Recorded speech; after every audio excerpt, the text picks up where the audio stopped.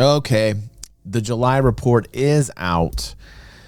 I'm generally very positive with Star Citizen, or I try to view things constructively for the most part. However, I gotta say, again, I'm gonna say constructively. 4.2.1, kind of dog poo. A little bit I gotta say, kind of dog poo.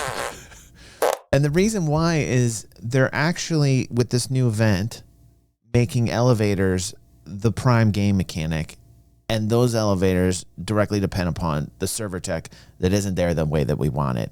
It kind of sounds to me like a no-brainer kind of issue. Like, this shouldn't have been something that was the focus in terms of game mechanic.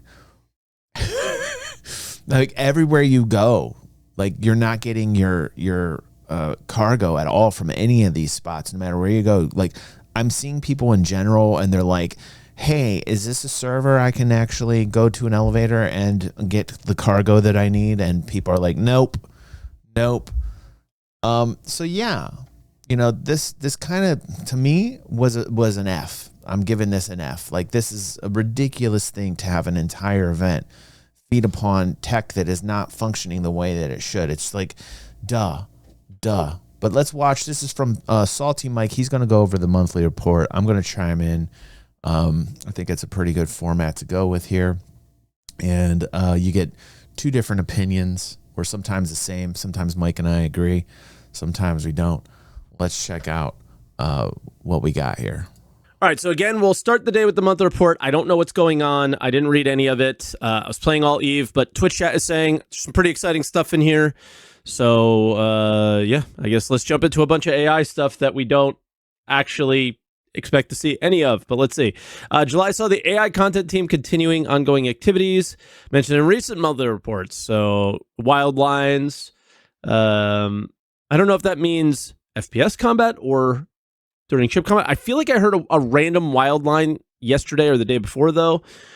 Shop behaviors for more opportunities to make the population feel more interactive. That would be really nice. I feel like you go into a shop and it's like an old MMO where the guy just stands there. Yeah, there needs to and be. Waits I mean, again, AI interactions, all in all, need to be upgraded big time. All of them. For you, right? All NPC. Almost as if they're a need robot. to be more reactive. For example, leveraging recent behavior found in medical stations. Okay, like random voice acting, but you kind of want them to talk to each other, but you also want them to talk to you, right?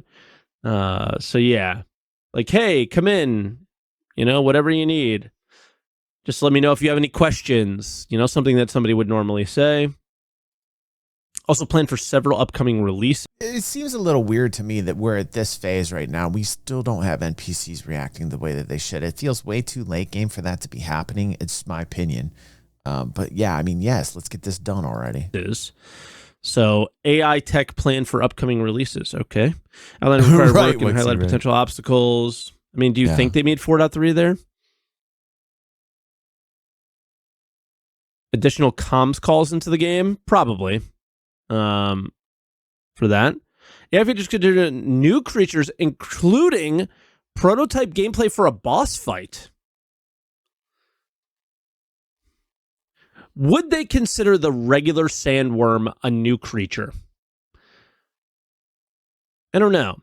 As part of this, new tech was created that makes the process faster and more iterative, providing a better toolkit for designers. All right.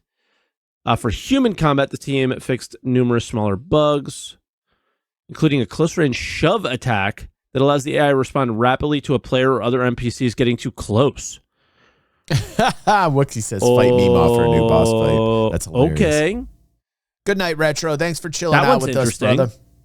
Hope to see you tomorrow, man. AI feature then continued to tweak, refine, and bug fix perception. Need a religious war in the game? I mean, do we even have... I guess the fire rats are the closest thing that we have to, like, religious, maybe extremists. What are we talking about here? No, like, just fix the basic things that we need fixed, like NPCs be a little bit more reactive. Let's just get to that point. Can we do something that should have been done like years ago? Can we just have that right now? But it's very weird. Group perception time. Yeah, and we're not going to get Vandal until Nyx is dropped or Squadron 42 is fully dropped, right, Hugh? I agree with you, bro. I think Vandal's like farther out, you know. The target has been out of range. Okay. Progress was also made on AI weapon interface, dynamic weapon conditions. For example, when weapons change from rapid fire to single fire and when overheating. Okay. I guess because they're starting to use volt weapons too. They need to know when their weapon's overheating and stuff. AI game intelligence development team. Usually this is where there's some decent stuff here. Continue to work on prototype for mission system V2. Involve moving node states in the graph, reflecting them, copy, paste, and undo. Yeah, this is all, it seems like big stuff is going on here, but we don't really, I can't understand what any of it is.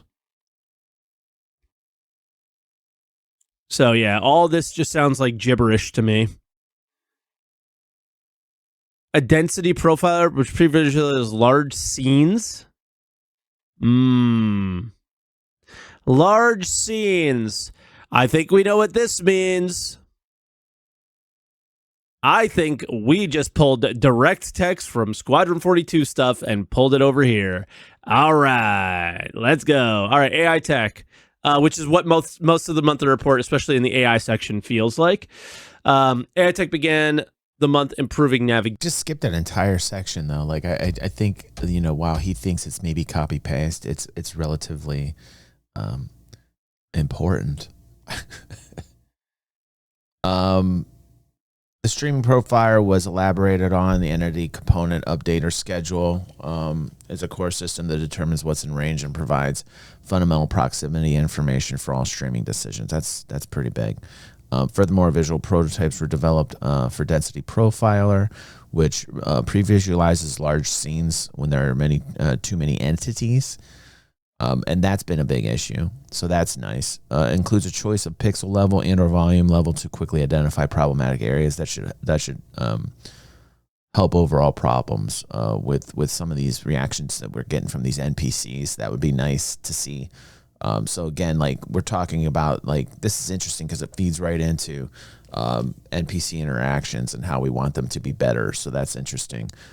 Team also continued to fix various small bugs and worked on features requested and suggested by game developers to improve Star script. Okay, that sounds like a copy paste. So I'll agree with Mike on that one. The last one did look like a copy paste. Direct text from Squadron 42 stuff and pulled it over here. All right. Yes, that's let's what that go. means. All right, AI tech. Yeah. Which is what most of the monthly report, especially in the AI section, feels like. AI tech began the month improving navigation. For example, they fixed island connections for planetary navigation mesh. Okay. Flags can now be added for AI, for ship AI. That'll be good. For new feature, flight movement request type. I think we're going to start seeing AI ships coming and going. I think all of this, what I'm reading right now, is better NPC interactions, both in space against other ships and on land with the actual NPC characters. So overall better performance. Hopefully it offers some type of stability. That's yet to be seen. Really trying to do this right now. That's the vibe I've gotten over the last couple monthly reports. Like they're really trying to get ships coming and going from certain places. Yeah. I'm not sure why though. Well, because there's a huge explosion in population right now. You guys notice it? Playing Star Citizen, you're seeing a lot more people playing. It's because of all the new events that they put into the game that everybody's complaining about. It's like the reason they need to keep fresh revenue coming in, fresh blood coming in, right? So they're offering Hathor, they're offering Stormbreaker, and yes, they're bugged out, but it's bringing in new people, new gamers. It's like an influx of the population. It's a lot more lively when you're playing Star Citizen. Looking around, a lot more people playing right now. Yeah. New functionality, which also had a flow graph, subsumption, global. Yeah, it's all just gibberish to me for the most part. But the vibe really feels like they're it's not though. It's not. Trying to get AI ships coming and go. This is fatigue. This is called Star Citizen fatigue. What Mike is going through is Star Citizen fatigue, and I don't blame him for it. I mean, like, he's been in this as long as I have, and this is just like waiting and waiting for something that you want to happen, and you start to get upset because as you play the game, and the amount of hours that Mike has played is far surpassed me, most likely. Like, I'm lucky if I get about 5 to 7 hours a week, right? I think Mike puts in a lot more time playing the game. So, like, you know, when he's playing, he goes over these bugs with a fine-tooth comb, and they keep happening to him. And it's what I call Star Citizen fatigue. It's a real thing. So then when he goes over information, he's missing information that's important because he's just like, fuck. you know what I mean? I totally understand where he's coming from on that, though. You know, being in this project so long, that's how it can get sometimes, you know. It's just like, again, when you're covering Star Citizen, it's important to take big, deep breaths and take a step back and look at the macro. Just the fact that you get into these monthly reports, you're putting yourself up for some type of pain. You must love to, you must love self-punishment. Like, because you can pour over the minutia of this, which he does, and he does a good job at it for the most part. I think skipping over the last 2 parts was just Star Citizen fatigue. But like, when you get into this type of content, you're going to be asking for it because you're looking under a microscope, and now like everything starts to hit more. And I think this happens a lot with Star Citizen content creators going over the actual bugs. They're playing the game hours upon hours upon hours. It happens over and over to them, and they go to the new patch, and some of the things still happen to them. I mean, Jesus, we can name quite a few things that are still happening to us from patches long ago, right? Star Citizen fatigue. Again, the way I view and judge Star Citizen is from, I take a big step back, I take a big deep breath, I go in, I play the game, I have a lot of fun. If I'm having fun, that's very important to me. Number 1 factor of playing any game is that you're having fun. Number 2, and it's in this landscape, in the game development landscape, you want to make sure you're seeing progress. And I do. It's not happening as fast as I want it to, but I see the progress, and the progress is there, right? And number 3 is the team, the business. Is it a good business concept? Are they making the revenue that they need to? Are they profitable? If these 3 things are hitting for me, then I say, okay, cool. When you get into the minutia of offering this type of content to the audience, you're going to get caught up in this. And I'm going to tell you right now, you're going to end up being very angry. And this happens a lot. This happens a lot. I'm not saying to ignore it. It's obviously important. There's a lot of details here, the nitty gritty of you're going under the microscope, right? But because you're around problem after problem after problem after problem, you start to just get like, the people that are working on it at Cloud Imperium, they feel the pressure too, right? They actually are actively trying to find solutions to those problems. And that's really a lot of the times what I try and get across to people that are watching Star Citizen content, that are watching content creators, that are having you focus on like the minutia. Just realize you're going to get to this point where you're going to get angry, but make sure if you're watching people that do this, they're trying to find solutions to the problems. You can be as mad as you want. You can be as frustrated as you want. You can be as salty as you want. Try and make sure you're looking for solutions. I'm not saying Mike doesn't. I don't know. I don't watch enough of Mike to know yet. But, you know, in terms of like the way he's reporting things, I think on the up and up, these are his opinions. I don't agree with all of them, but he's doing it in a way that I think is true to him and true to his audience. And although I don't agree with some of his takes, I think he's doing the best that he can do, and he's doing great at it. He's killing it right now. I think he's probably one of the bigger Star Citizen content creators in the game right now, and good for him. Good for him. Going to places that we normally come and go to. All right, animation. Team progressed with a new ship enter exit template animation alongside pickups for bespoke gameplay features for an upcoming PU release. Do you think it's the thing at the locations? I don't know. Because the whole thing is this was a month ago, so are they hiding things? Right? Facial animation of June, performance capture, including several new mission givers and a mini boss. They then worked alongside narrative to create finalized animations for various TV broadcast characters that will populate the verse, including James Harriman. Okay, so Jared's going to be, instead of like a static character, it sounds like he's going to be a moving one. Also, mini boss and new mission givers. We know the new mission givers. Jared was already spotted on the tram in Micro Douche. We call it Micro Douche at New Babbage, a.k.a. Micro Douche. We've already spotted him. He's a character. He exists, and he talks to you. For ASD. The mini boss we don't know. Mini boss. Any guesses? It can't be the adult. Which says I need to be hired to do a voice as an Alex Jones type character. So this is crazy. It's miniature from the other boss. Frogs, lots of frogs. Onyx. Oh yeah, probably phase 3 Star of Onyx or they're aliens. Not phase 3. What do they call it? Tagilla. Yeah. It's Tagilla. Zone 3 or what are they calling them? Mini boss replaces the worm in Onyx. I think it's too early for a mini boss there, right? That's like as soon as you get in there.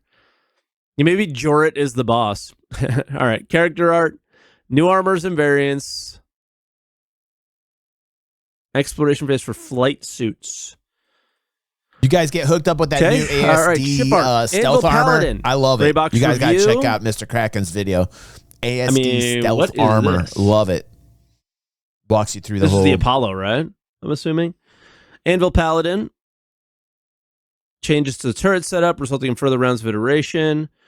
Drake Ironclad. Navigation flow. All right. Including new elevators and revised staircase locations to improve traversal times around the ship. Ironclad Assault also progressed through White Box, and the team with the team implementing key differences between it and the base.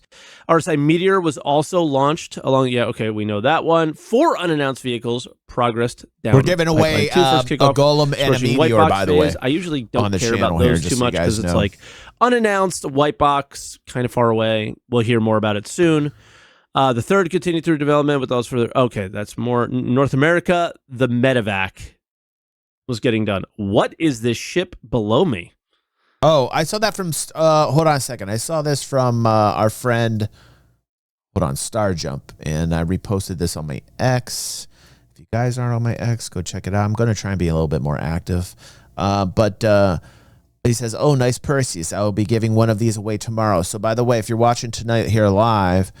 Star Jump is giving away a Perseus. Holy moly. Wow, dude.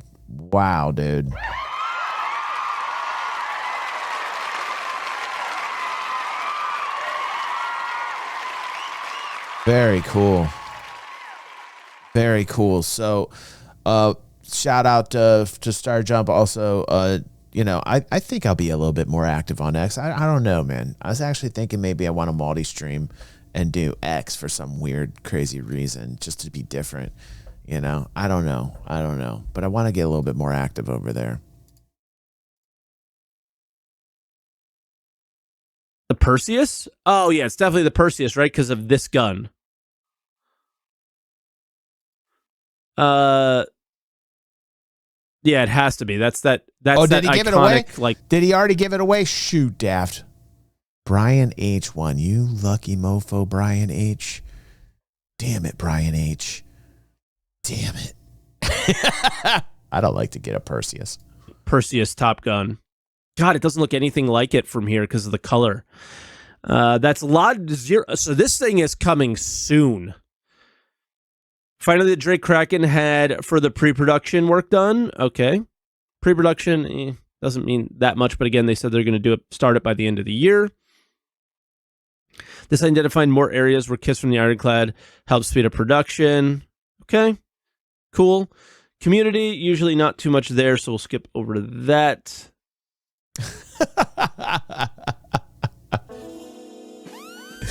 Dissing the Star Citizen community. Mike's like, not much with that. What's up? How you doing, Star Jump? What's up, Grim? We were just talking about the wonderful giveaway that you just had. It looks like Brian H won. Congratulations to Brian H, by the way. That is a hell of a win. We've been told that you have a winner over there. Congratulations. Welcome to Star Citizen After Dark, all the people over there. Hope you had a good stream, Grim. Good seeing you.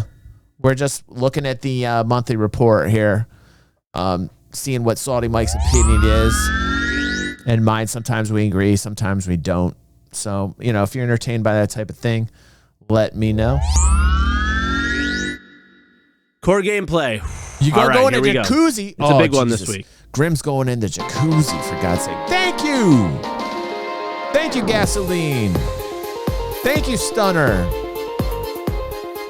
Stunner giving out 5 gifts. Thank you, Stunner. Dude, where's my Stunner button, for God's sake? Hook him up with the Stunner button, Pepe. Thank you, Stunner. And thank you, all the people from over Grim's channel following us over here. We do Star Citizen every Thursday night. Wow, look at that. Hugh, you're a gentleman. Hugh is an upstanding gentleman. Ox, thank you. Look at this. Look at this. Hold on. We're getting a lot of love here. Hold on. I love when we get a lot of love. Holy moly. Yes, sir. Look at this. Look at this. Y'all started a gifting stream today. Thank you, everyone. Thank you, thank you, thank you. Super appreciate everyone. Thank you. Throughout July, the core gameplay team focused on freight elevators. Thank you. I wonder why. Because they didn't focus on freight elevators in June, or May, or April, or March, or February. Hold on. We got a star jump polka.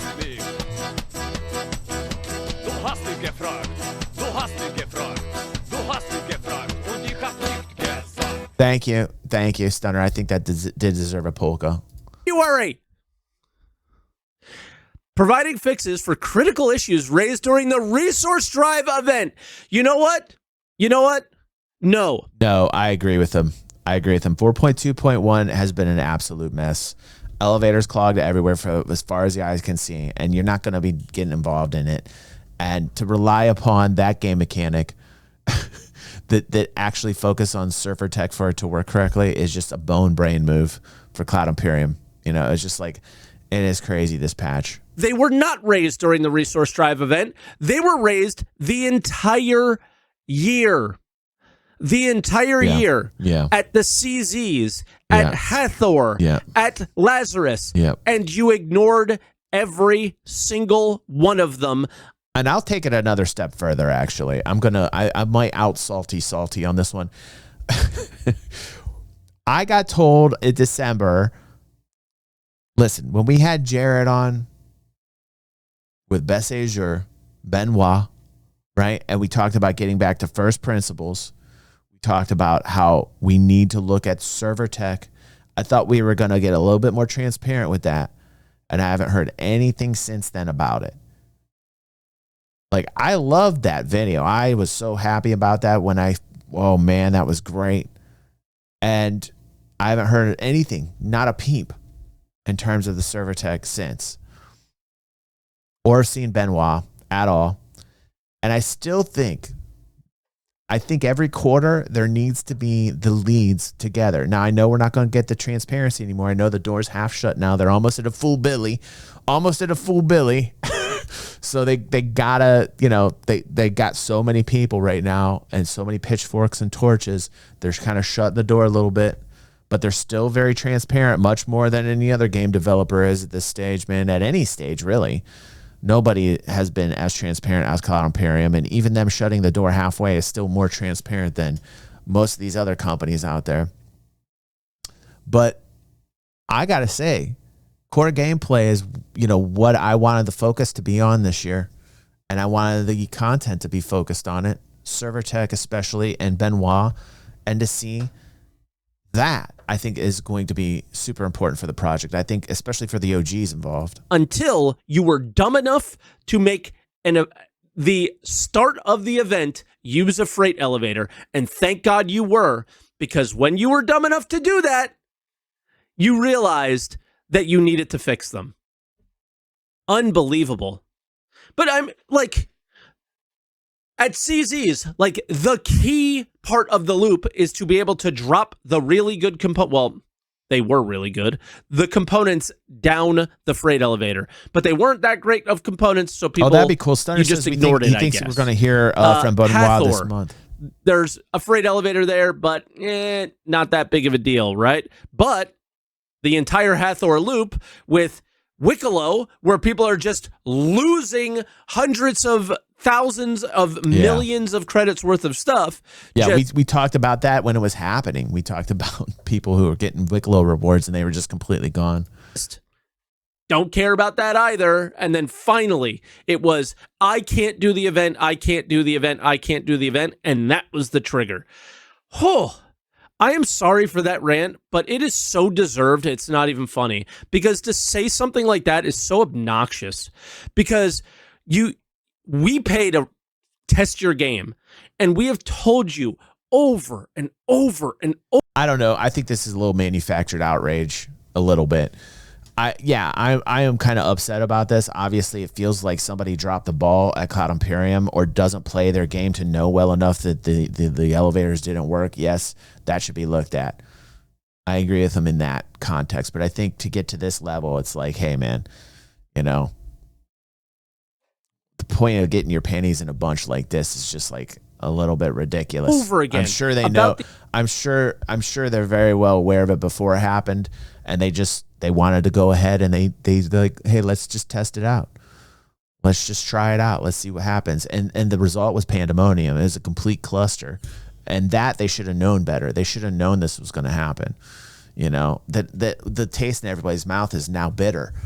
Like, they really should have thought ahead. They're like, okay, well, let's test it. Maybe they wanted to test the systems. Maybe this wasn't something that they dropped the ball on. Maybe they just were like, fuck it, let's test the system. We don't know.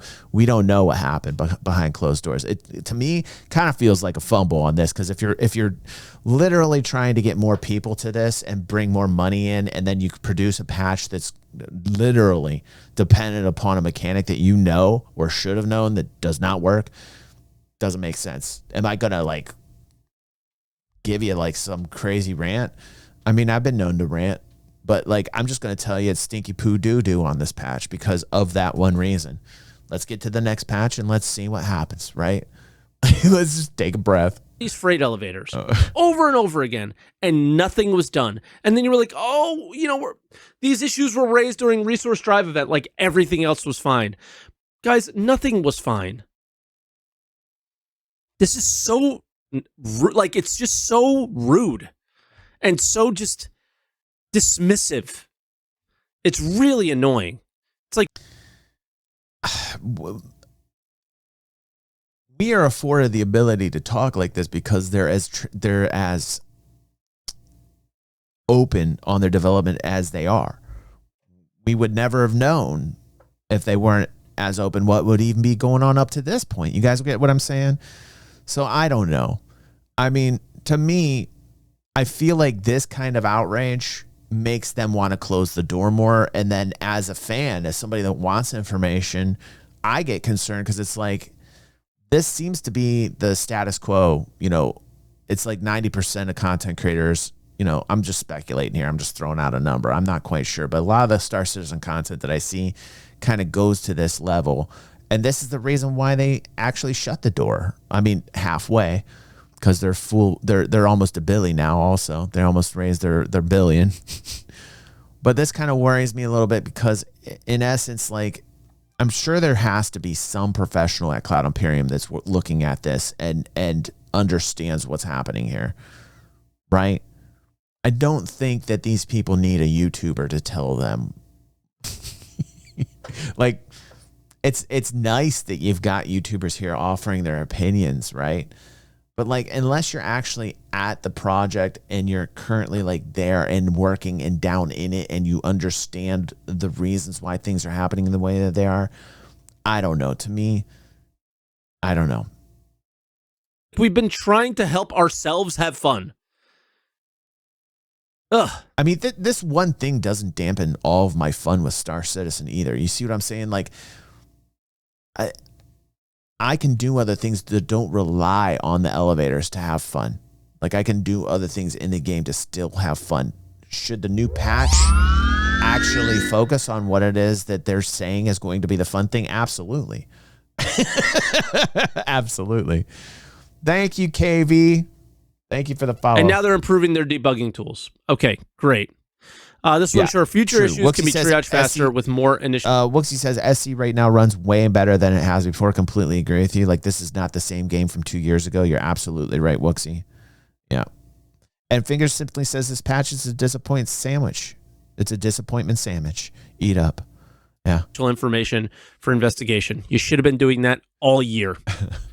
Work was done alongside online technology on contract generation and how missions utilize locations, both in terms of finding and reserving or preventing them from becoming overrun.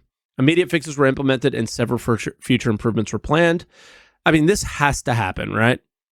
So as the way people are kind of complaining about the AST locations, like them attempting to become instances, and then other people are complaining that they're still PvP areas. It's really another attempt, I think, more than anything at, when like the locations would. Okay, first off, I'm not quite sure what Mike's trying to say here, but I will say this about Hathor and Stormbreaker and all these events that are being seeded into the verse. All these places are going to be chaotic the second they come in because it's obviously new. All of it should bring attention. It's going to be chaotic. Should they structure it differently or find out a different way, or maybe through the game design to try and figure out how to negotiate traffic that comes to the events? Absolutely. They should always have that in mind when designing these. And I think that they've gotten better over time. Do I think that we should have like reserving spots for people because all these places are overrun with people? I don't know. That's where it's kind of gray right there for me. I'm not quite sure if I would do that, but if they're going to do it right now, I understand they're doing it because they want to keep the experience fun for people that maybe haven't gotten to play it and it's overrun with people. Okay, for now, temporarily, okay. But what people I think miss and don't understand about game development is that this does not stay eternally forever this way. That the more places that they seed into the verse, the more that there are places to do things, that it becomes that the play area starts to spread out. And see, nobody's gotten to that point yet, so they really don't understand any more than Stanton and Pyro. So they're thinking just, two systems right now. But imagine another system, and then imagine another system, and then in each system imagine like 4 or 5 more events that they seed in. And now you're starting to layer in, it's like layers to an onion. You continually have these new layers. More people are going to different places, and then the action gets more spread out. And then there you don't need these types of reservations. You don't need this type of mechanic to go in. Right now, because of the game development where we're at, yes, absolutely, you need something like this, right? Now, I wouldn't say absolutely. I'm very hardcore PvPer, so I'm kind of biased. I like chaotic situations. I think those are fun. However, okay, right now, can I deal with it? Yes. In the same way I deal with master modes, in the same way I've dealt with 1,000 things that they've done that I understand are right now in a temporary stasis mode. Like, that's where I get people get so upset. They get so stuck. Like, the changes are going to happen and they're going to be forever. No. That's not how game development works. As the amount of area and the scope starts to spread in Star Citizen, and there's multiple systems, and as there's more things to do and more dungeon areas and seated areas, right? They're going to introduce those very soon on our corp. There's going to be more things to do. More people will start to spread out over bigger areas. And then you won't need to have like reserve spots. You won't have as much people at these locations anymore. And people just can't.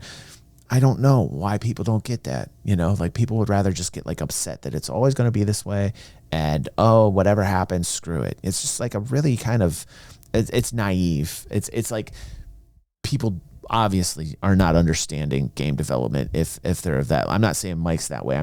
It's like a lot of not our audience, but a lot of people that watch Star System videos, I think, aren't coming from the background of understanding like what happens during the years moving forward. Fill up, and there would be no missions for you to do, and you'd be waiting for a mission to show up.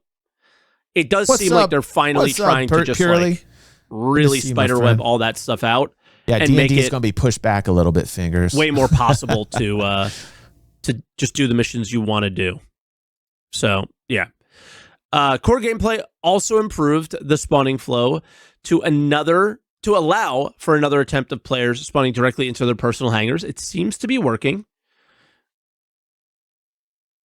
This work also paves the way for allowing players to spawn where they were.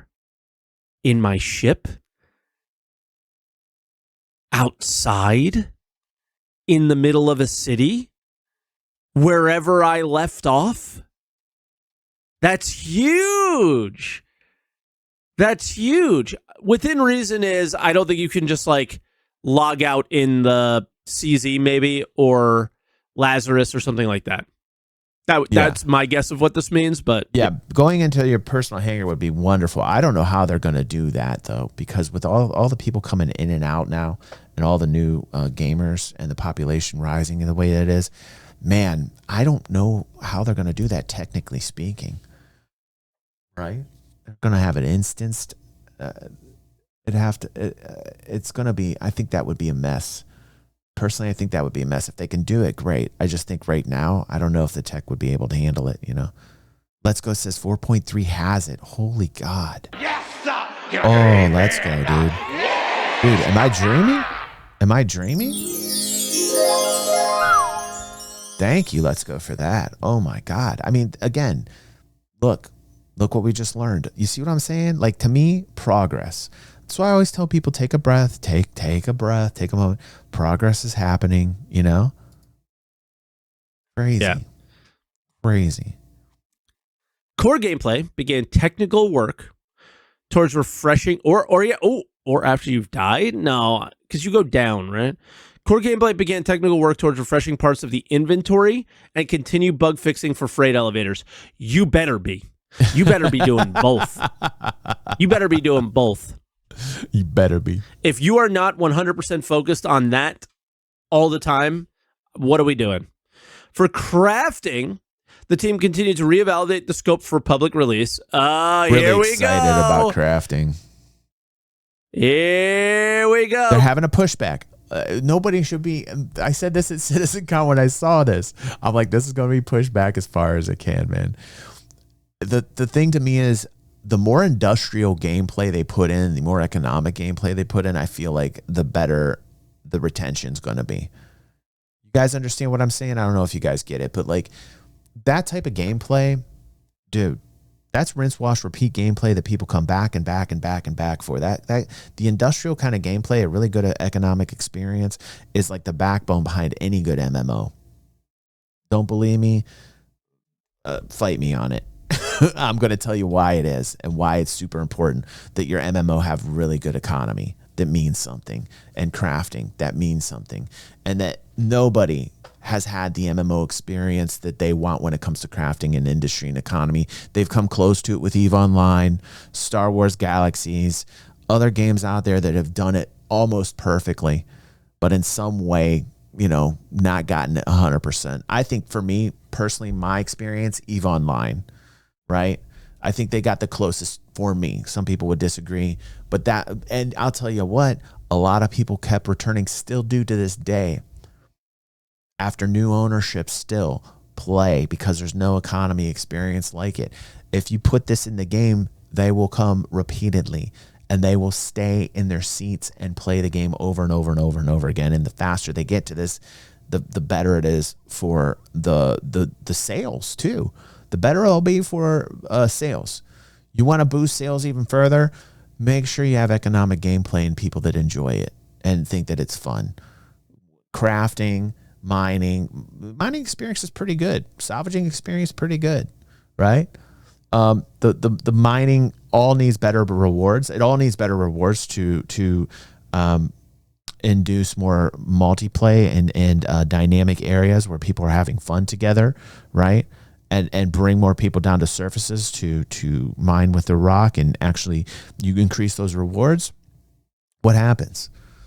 Well, instantly and easily, just by going into your Excel spreadsheet and changing a number, you've made it so that people are bringing other people to these places to get huge rewards, and they can pay them, and it's worth it for them because they're getting $1 milli or $2 milli, for an hour or two of work, and it means something.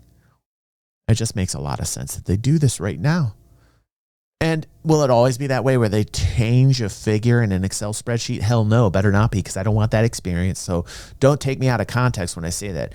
I am aware of where they are at currently in the development of the game. And see, I think that's where people got to understand. Right now, it's as simple as fixing a number in an Excel spreadsheet to increase mineral rewards for people that mine, and then you would populate all these moons and planets. People would be everywhere. They'd be mining everywhere. And you create a crazy amount of fun just doing that. And eventually, what would I want instead of them changing the number in the Excel spreadsheet? Oh, that's right, an actual supply-demand economy. Every time I talk about this, people go to sleep. Continue reevaluated the scope. But it's so important. Here we go, boys. Yep. It was going to be all this stuff. And it is going to be Tier 0 crafting. You are going to craft like 3 things. Here we go. There it is. The big grand, this is what we're going to do. But none of that is going to be done until 5 years, 10 years from now. But here's what you're going to get on initial release. Oh my God, we already... Okay, valid, he's upset. Again, Star Citizen fatigue. SCF, right? I think a lot of us suffer from SCF, right? But let's look at this for what it is. Cloud Imperium right now is focused on Squadron 42, full stop. Because they are, you're going to see things coming slow. Maybe you should question how slow, though, because during them focusing on Squadron 42, things have been happening, which is let's frame this in a different let's frame this up differently here. Let's look at this from another perspective. Okay, you could be mad about this. They could in fact introduce this like that. Yeah, I wouldn't be like too thrilled or happy about it, but let's take this in. Let's take a step back and take it in. What are they focused on right now? We all know they're focused on Squadron 42. Why are they focused on Squadron 42? Because they need the return on investment. When do they want it out? 2026. And if they don't get it out 2026, there's going to be hell to pay. There's going to be a lot of OGs that are very angry. Is it going to come out in 2026? Probably not. I think it's probably going to come out in 2027, and maybe late at that. But they're going to get it out, and they need that return on investment. They put a lot of money in paying actors, studio. They put tons of money in. They need to cash out. They need to make their money on Squadron 42. They need to see the end results, and hopefully they do great on it. I think they will. I think they will do pretty good on it. And that money comes right back into the coffers of Cloud Imperium, and then hopefully we see a little bit of a shift back towards the PU. But even in this phase where they're focused on Squadron 42, I'm seeing progress. Right? So I guess that's one of the things while we're watching this, and yes, these criticisms are valid, and yes, we all have Star Citizen fatigue. I just want people to be aware of that too. Okay, I'm done. Have it with our salvage ships. I am so nervous for this sentence here. I am so nervous for this sentence. Yeah, now we can craft a max lift. Oh my God. Here's what I imagine. I don't think we're going to craft ships at the start, right? Is everyone That's okay awesome. with Dragon that? Dragon says, I enjoy, what do you say, Dragons? Hold on. I enjoy hauling, so I think trading commodities and having an impact on the economy would be great. Yes, and as an industrial gamer and a PvPer myself, I definitely want to make sure that what it is I'm doing in industry, whatever it is, if it's I'm trading or I'm crafting or mining, salvaging, whatever it is, there's an absolute reason for it. There's an absolute demand for it, and I am supplying the demand. Am I right about that, or what? right, Dragon? If you are an industrial player, you want to make sure everything has a purpose because it makes the game more meaningful. It's deeper, it's more immersive, and you feel connected to an actual living, breathing economy, an entity upon itself that is pristine and beautiful. Like if you have an economy that functions the way that it should, you've got a supply and demand, mostly player driven. I get that it's going to be kind of policed and there's going to be AI giving us a substitute demand. I'm kind of on the fence with that. I'll talk about that later.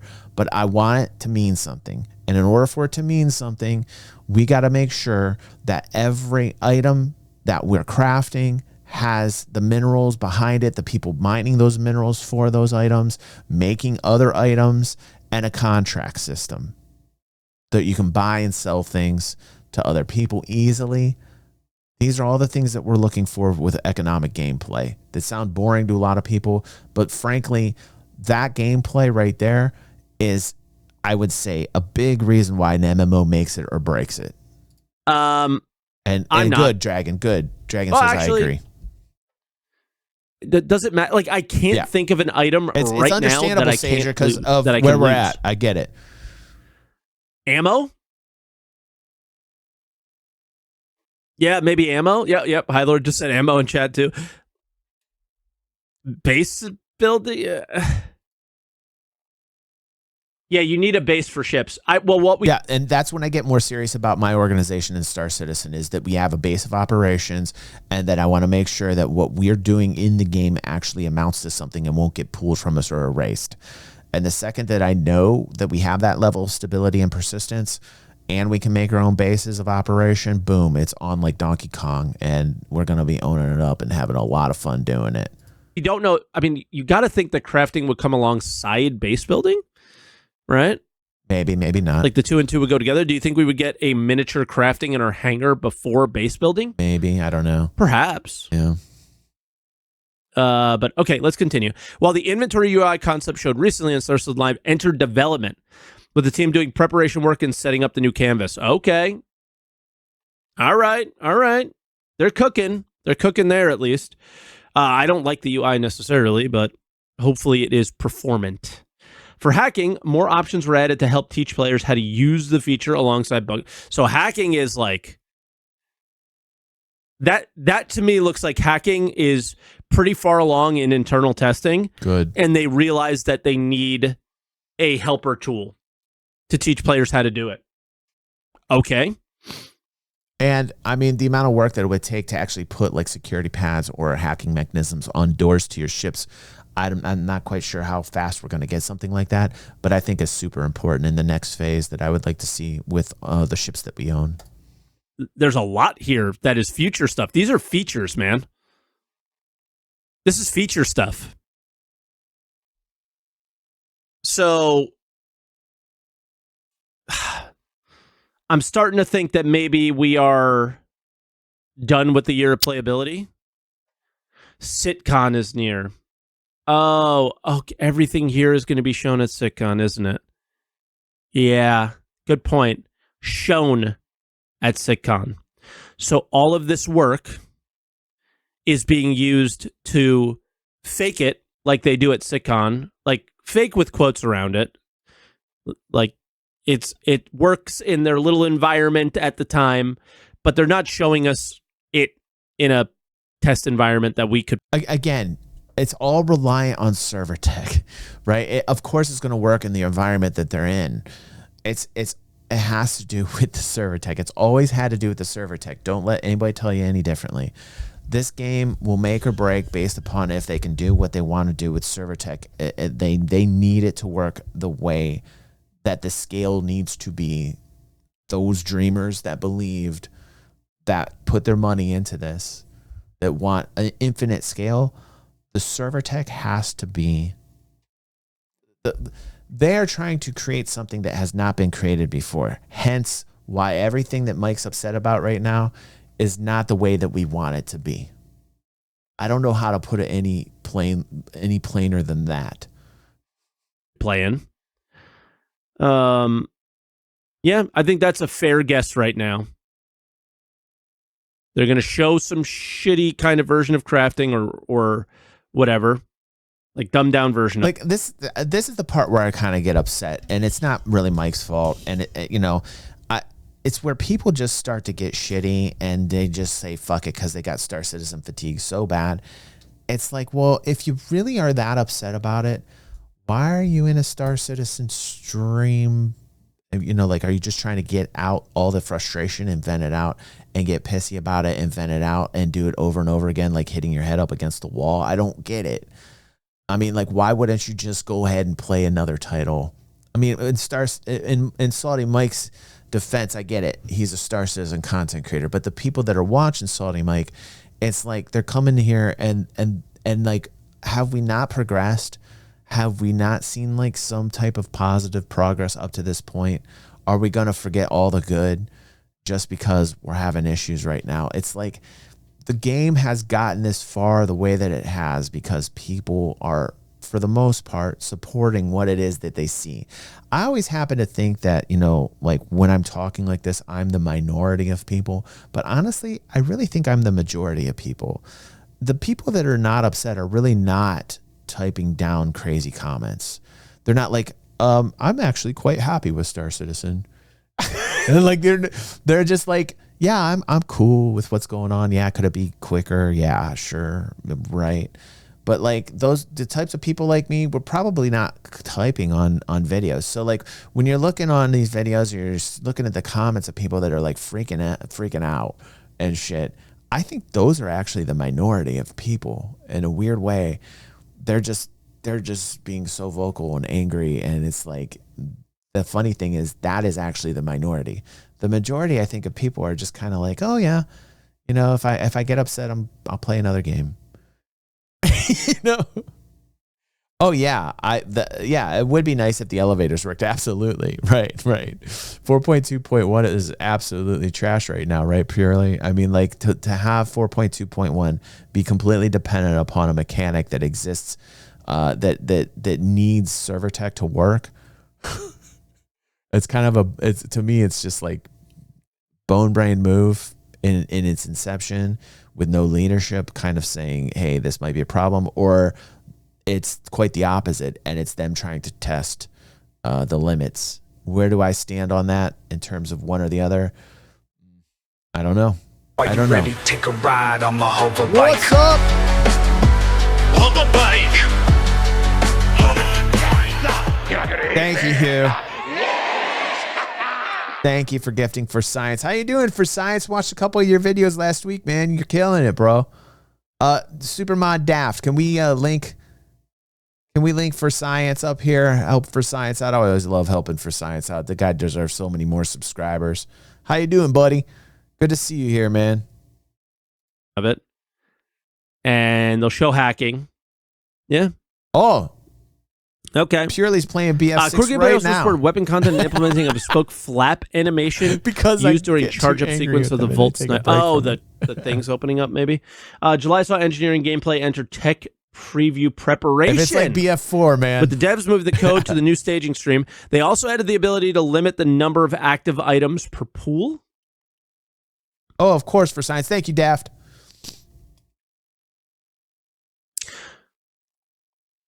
Okay. This is interesting.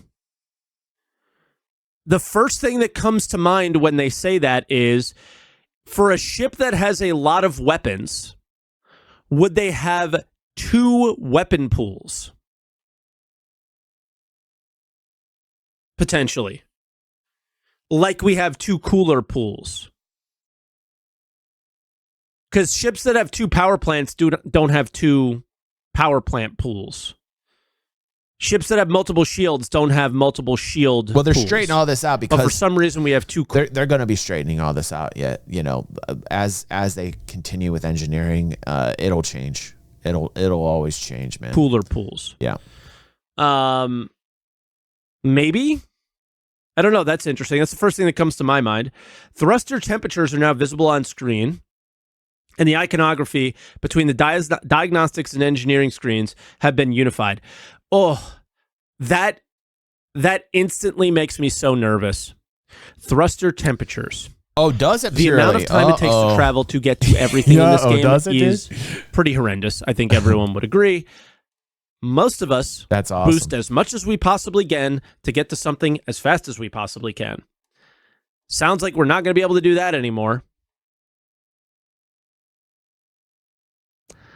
Ugh, okay. The team also had further damage balance modifiers, for example, making fuses on sturdier ships harder to destroy. Diagnostics also received severity filters and item categories to make it easier to identify critical issues. Okay. Guys, I think we have red ants in the room. I definitely got bit by one earlier. Oh, shit. That's not good. Red ants, huh? And I just felt one on my foot. Bite my foot. That sucks. Oh, shit. They are the worst. What's going on at Mike's house? What's going on at Mike's house, man? It looks so clean in that one video where you're watching. We're in a commercial for that travel bag. I was like, man, your house looks so clean. Now he's got ants coming up in here. See, man? Shit, there's always something that's going on. Red ants never bit me unless they were fire ants. You guys ever got bit by a fire ant? Ooh. Fire ants hurt, man. Never got bit by like a regular red ant, though. Wonder if it's a red ant, dude. What if it's not a red ant? Gameplay, enter tech preview preparation. Oh, no, I just read that. As part of the ongoing looting and harvestable quality of life initiative, the team completed a new implementation of loot generation. This system is twice as fast as the previous version and includes better control. There's red ants that aren't fire ants. We used to get these little baby ants. You guys know what I'm talking about if you live in the Northeast?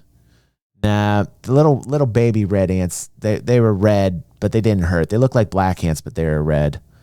And they weren't fire ants either because they never bit. Yeah, okay, Hugh knows what I'm talking about, right? Yeah, we got to look up this ant. Controls for designers alongside improved debug tools. That is the best thing I have seen in any month report the entire year. Yes, Hugh. Towards the year of playability. This is one of those things where inventory and the micro ones too, right, man? And trying to get something out of a box or a character is incredibly frustrating.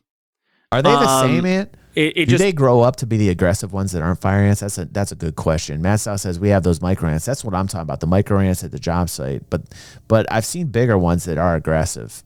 Do they grow up to be aggressive? Isn't performant. The item expiry feature kicked off. Oh, here we go. Which will allow designers to define the functionality lifetime of items.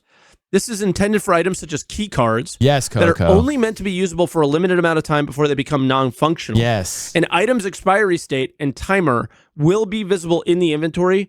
Progress on item recovery tier 1 continued, including various setup. So this is CZ keys. That's interesting. Yeah, you can't hoard the keys. That's cool. That's good. So you go to do the loop, and you're doing the loop. Yeah, Hathor, Worm, CZs. All right. Hopefully that's very helpful. Hopefully that kind of helps with the new events. That's actually very helpful. Hopefully item recovery tier 1 comes sooner than later, but it's still just bad. The team completed the refactor of quantum interdiction for server meshing. Yes, we know that. All right, we'll skip that one then. Flight system control service fly-by-wire was finished, which will feed pilot commands to the IFCS, correctly adjust control surfaces in atmosphere, much like modern fight jetter would. Also included the implementation of auto-trimming, whatever, I don't know. Flight stuff. When it's in, it's in. Quantum travel. They're adding new mechanics. Can they fix the old ones? Please. It's so annoying. FPS radar and scanning saw additional progress through July with further improvements allowing the designers to find custom scan data. AI can now react to being scanned and Yes, sir. You're not gonna hate me. Yes. That's a step in the right direction. Anything that can be improved with NPC interactions is a step in the right direction. Respond accordingly. Players will also be able to identify if enemy NPCs have radar equipped and could perceive the player scanning. Okay. Ongoing transport refactor continued with additional work for dynamic destinations such as instance hangars. Yeah. Okay. Yeah. This is and how is that functioning, by the way? Let's go. Do you know anybody in the EPTU right now? Because I'm very curious how that's going. I mean, that's amazing in 4.3. 4.3 will be able to just basically instance in our hangar. Now the best thing I've ever read in a monthly report. Because what I read this as is from my instance mixed hangar. Results. Hugh says mixed just results. Like in Pyro. Oh, I interesting. can go man. anywhere in a landing zone. That's what I'm hoping for. We'll see what this ends up being, but that is very exciting. Oh, Let's Go says he is watching on Twitch. Upcoming August release. He says my first spawn I showed up in space and died due to space, bro. Expose more controls for item rewards. All right, we'll see what that is, I guess, at some point. Team addressing critical issues that prevented the use of drop-off lockers that are required for upcoming set of missions. You have not invested enough time because I just tried to do this one yesterday and it was broken. Okay, somebody said the economy team was good. This one is so short, you must have been trolling. The economy team is currently... Oh, wow. Look at that for the economy, dudes. Look at that. Oh, man. Oh, that's so sad, man. It's like a ghost town, dude. Like, looking at economy, it's crickets, dude. Like, what is that? What is that, dudes? Currently analyzing the recent community poll. We would like to thank everybody for the extremely useful feedback that you provided. Yes, your we answers will, help us Maddie. better prioritize After our this, focus we for will, the I next few promise. months. They reviewed engagement metrics with the new content. By the way, apologies to everyone, especially here for Dungeons and Dragons. We normally start at 9:30. We're going to start at 10 tonight. So if you're here for Dungeons and Dragons, I'm going to be finish this up, and then we will get into our Dungeons and Dragons mode, Maddie. Introduced this year with the aim of balancing in a way that is both fun and fair. Oh, okay. I wish I could stream Wednesday As an night. ongoing effort to make the game more accessible, the team are adding the ammunition used by most FPS weapons to a significant number of shops. Support we could do now Wednesday players nights. should be able to find the ammo for their favorite I would love weapons more Wednesday, easily. Thursday, Friday. That'd However, be awesome. ammo for the more special weapons will now remain it's Thursday, exclusive. Friday. Again, this all just needs to get balanced by crafting, and then we, the players, need to deal with this. Like, but okay, he's not wrong. Like if the more they can make this a player driven. Two things. If they make this more a player-driven economy, which people go, oh no, like just bear with me for a moment here. If they can make this more of a player-driven economy, that's going to matter to the people that love economic gameplay. I've never met somebody that is involved in economic gameplay that gets mad when you say player-driven economy.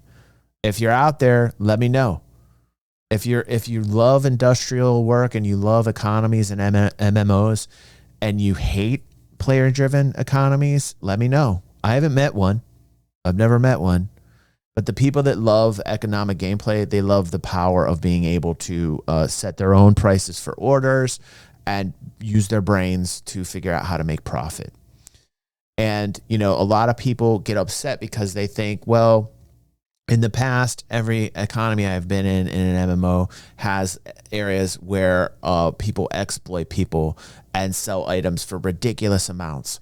And then when you dig deep, you realize that the person took items in the game and they put them in an area where they were needed, but there was nobody supplying it, and they raised the price like crazy. So that is called a profit margin. Hi, everybody. Welcome to Industrial Economic Gameplay. Then another person found out that Tim over here was making a crazy profit margin and decided to do the same thing as Tim.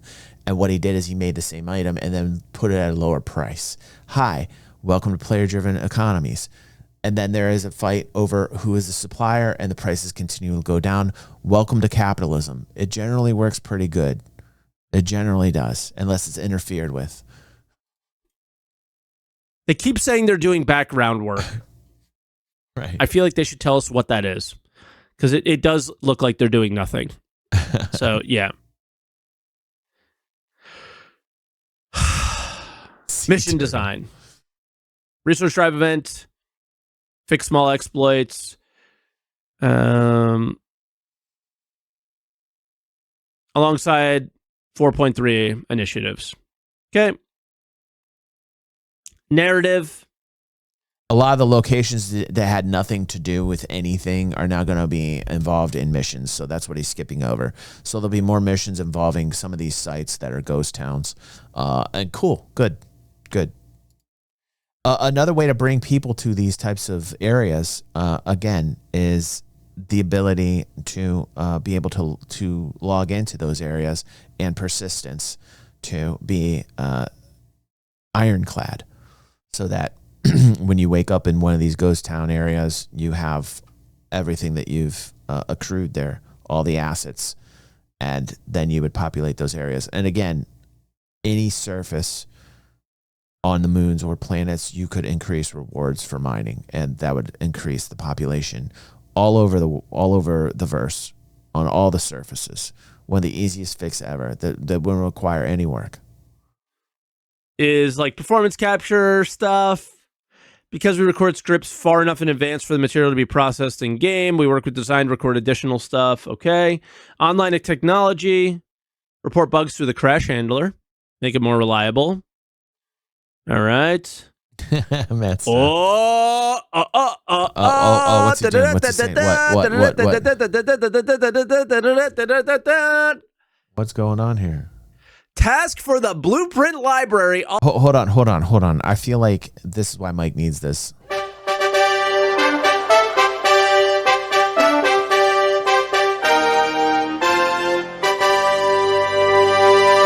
This is the type of entertainment that I provide people. You're welcome. They call me the banana fountain. Banana fountain.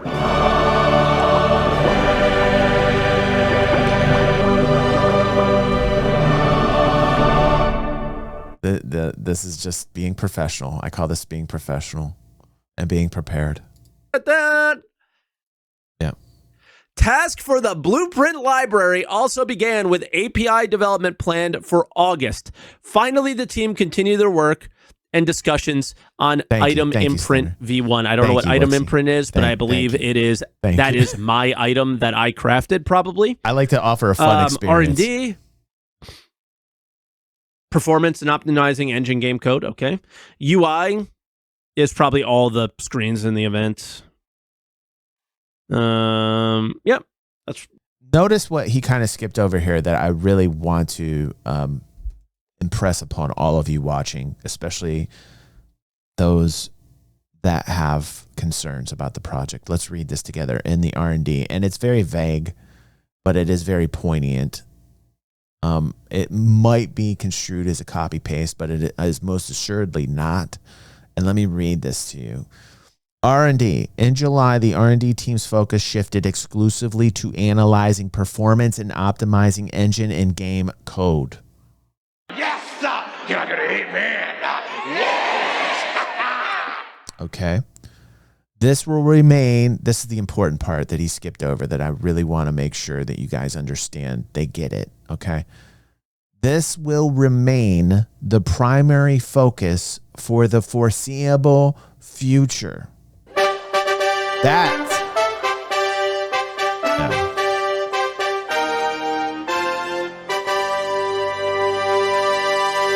Okay.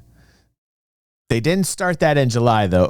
Mad Style followed that up so perfectly. Mad Style goes, they started that in July?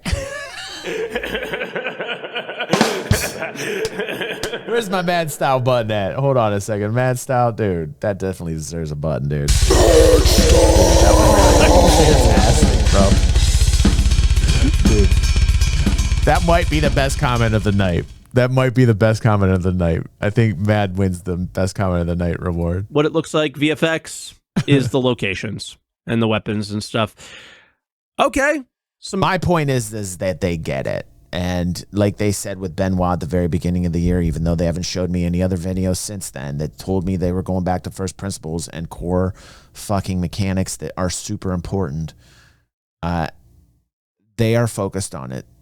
They know it. Everybody knows it. The people like you and I that are the OGs, we know it. Maybe some of the new ones to the mix don't, but they get it. It's always been the server tech. It's never not been the server tech.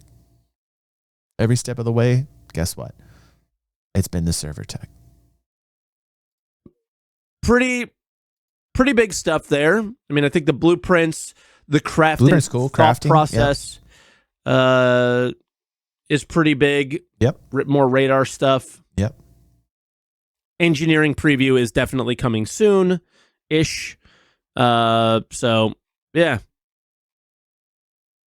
By the way, for the community section that he skipped over, I just want to say big props and shout out to Quantum Vagus. I call it Quantum Vagus, and all the people there, like Soul Citizens and EE Studios and Zark Media and all the people there that gave me shout outs at Quantum Vagus. You guys are freaking amazing. Thank you very much. Appreciate you all.